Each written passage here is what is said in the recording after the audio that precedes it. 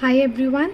So we were discussing CSIR Net Life Science June 2019 Part B questions. Now we are on 28th question, which says which one of the following statement is not true about nucleosomal organization of core particle.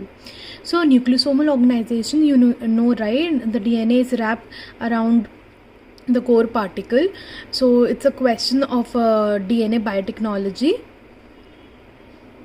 So we have to find out which is not correct, right? So let's see the options. First is the typical structure of the DNA is altered in the middle of the core particle. So we know that this is the core particle, and the DNA is wrapped around the core particle, and somewhere here the DNA, when it's wrapped around the core particle, the DNA get flat here, right? So it get altered very easily. So the option 1 is correct. Option second is in core particle the DNA is organized as flat superhelix. See, here it is written, it's as flat superhelix, which is right. So it is organized as flat superhelix which get altered in the middle of the core particle, and it has a turns of 1.65 turns around the histone atom, which is also correct.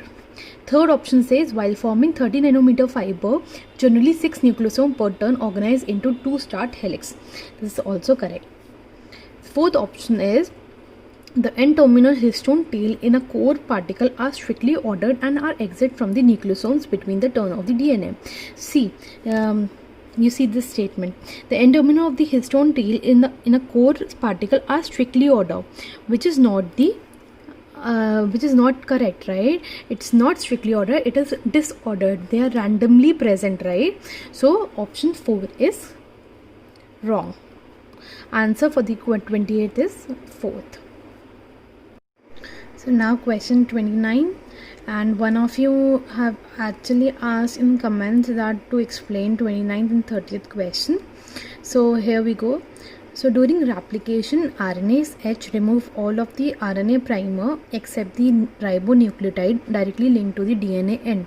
This is because, so we know RNase H is a nuclease which cleaves the bond between the ribonucleotides. So between two nucleotides it will cleave the bond. So it removes the RNA primer which is in a hybrid state with the DNA. So in the question says it removes all the RNA primers, which is correct, except the ribonucleotide which is directly linked to the DNA end. This is because see, RNase is a nuclease which will cleave the bond between two ribonucleotides, not between one ribonucleotide and one deoxyribonucleotides. So between two ribonucleotides it will cleave the bond that is present in the primer, right? And it will not cleave between the prime RNA and a DNA. So the option says it can degrade RNA and DNA from their 5' dash. No, it can only cleave bond between two ribonucleotides. Yes, this option is right. Option C says it can degrade RNA and DNA from their 3' and option 4 says the activity of RNase is inhibited by the presence of duplex containing both strands as DNA, which is also wrong. So question number 30th.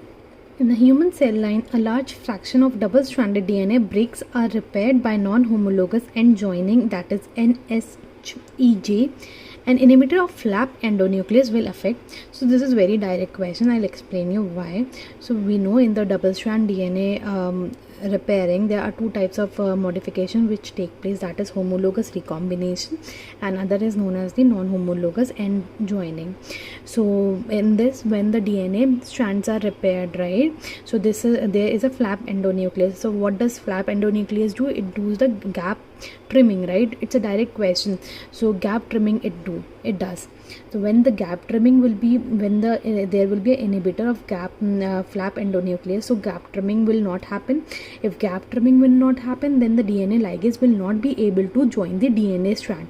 So whole DNA repairing process will be affected. So here the inhibitor of the flap endonuclease inhibitor will affect gap trimming. And the other options include the recruitment of the DNA dependent kinase is here the protein is Artemis. DNA unwind is actually caused by helicases, and pairing of the microhomology region, it is actually caused by a protein which is known as the Reke protein. So flap endonuclease actually does the gap travel.